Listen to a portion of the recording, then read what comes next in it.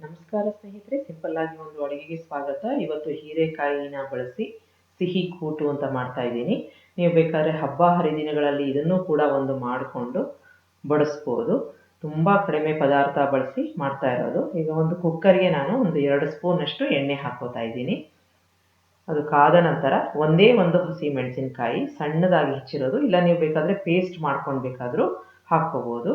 ಅದನ್ನು ಬಾಡಿಸ್ಕೊಂಡಾದ್ಮೇಲೆ ಹೀರೆಕಾಯಿನ ಚೆನ್ನಾಗಿ ತೊಳೆದು ಕಟ್ ಮಾಡ್ಕೊಂಡಿರೋ ಅಂಥದ್ದನ್ನು ಸುಮಾರು ಅರ್ಧ ಕೆಜಿಗಿನ್ನ ಕಡಿಮೆ ಇರ್ಬೋದು, ಅದನ್ನು ಹಾಕ್ಕೊಂಡು 1 ಅಥವಾ 2 ನಿಮಿಷ ಚೆನ್ನಾಗಿ ಬಾಡಿಸ್ಕೋಬೇಕು.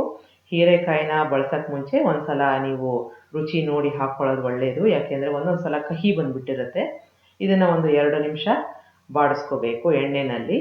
ಬಾಡಿಸ್ಕೊಂಡಿದ್ದಾದ ಮೇಲೆ 1 ಅಥವಾ 2 ಸ್ಪೂನಷ್ಟು ನೀರು ಮಾತ್ರ ಹಾಕ್ಕೊಂಡು ಕುಕ್ಕರಲ್ಲಿ ಒಂದು 2 ವಿಷಲ್ಲು ಬೇಯಿಸ್ಕೋಬೇಕು. ಜಾಸ್ತಿ ನೀರು ಹಾಕೋದು ಬೇಡ, ಯಾಕೆ ಅಂತಂದರೆ ನೀರು ಬಿಟ್ಕೊಂಡ್ಬಿಡುತ್ತೆ ಜಾಸ್ತಿ.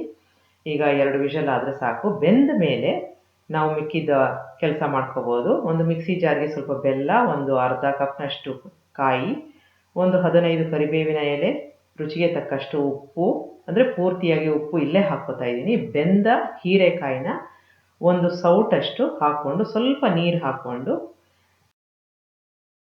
ರುಬ್ಕೋಬೇಕು. ನೋಡಿ, ರುಬ್ಕೊಂಡಿದ್ದಾಗಿದೆ. ಈಗ ಬೆಂದಿದೆ ಹೀರೆಕಾಯಿ. ಸ್ವಲ್ಪ ಈ ಥರ ಒಂದು ಸ್ಪೂನಿನ ಸಹಾಯದಿಂದ ಮ್ಯಾಶ್ ಮಾಡ್ಕೊಳ್ಳೋಣ. ತುಂಬ ಏನು ಮ್ಯಾಶ್ ಮಾಡೋದು ಬೇಡ. ಈಗ ಮ್ಯಾಶ್ ಮಾಡಿಕೊಂಡು ನಾವು ಮಾಡ್ಕೊಂಡಿದ್ವಲ್ಲ ಪೇಸ್ಟು, ಅದನ್ನು ಹಾಕ್ಕೋತಾ ಇದ್ದೀನಿ. ಚೆನ್ನಾಗಿ ಮಿಕ್ಸ್ ಮಾಡ್ಕೋಬೇಕು. ಮಿಕ್ಸಿ ಜಾರ್ಗೆ ಸ್ವಲ್ಪ ನೀರು ಹಾಕ್ಕೊಂಡು ಅದನ್ನು ಕೂಡ ಹಾಕ್ಕೋಬೇಕು. ಈಗ ಚೆನ್ನಾಗಿ ಮಿಕ್ಸ್ ಮಾಡ್ಕೊಂಡಿದ್ದೀನಿ. ಉಪ್ಪು ಈಗಾಗಲೇ ಹಾಕಿದ್ದೀವಿ. ಈಗ ಚೆನ್ನಾಗಿ ಕುದಿಯೋಕ್ಕೆ ಬಿಡೋಣ. ಒಂದು 3ರಿಂದ 4 ನಿಮಿಷ ಕುದ್ರೆ ಸಾಕು. ಅಷ್ಟೊತ್ತಿಗೆ ಒಂದು ಒಗ್ಗರಣೆ ಮಾಡ್ಕೊಂಡ್ಬಿಡ್ತೀನಿ. 1 ಅಥವಾ 2 ಸ್ಪೂನಷ್ಟು ಎಣ್ಣೆ ಹಾಕ್ಕೊಂಡು ಚೆನ್ನಾಗಿ ಕಾದ ನಂತರ ಒಂದು ಸ್ವಲ್ಪ ಸಾಸಿವೆ, ಸ್ವಲ್ಪ ಜೀರಿಗೆ ಹಾಕ್ಕೋತಾ ಇದ್ದೀನಿ. ಚೆನ್ನಾಗಿ ಚಟಪಟ ಆದಮೇಲೆ ಸ್ವಿಚ್ ಆಫ್ ಮಾಡ್ಕೊಂಡು ಬಿಡೋಣ. ಅಷ್ಟೊತ್ತಿಗೆ ಈಗಾಗಲೇ ಕೂಟು ಕುದೀತಾ ಇರುತ್ತೆ, ಅದಕ್ಕೆ ಬೆರೆಸ್ಕೋಬೇಕು.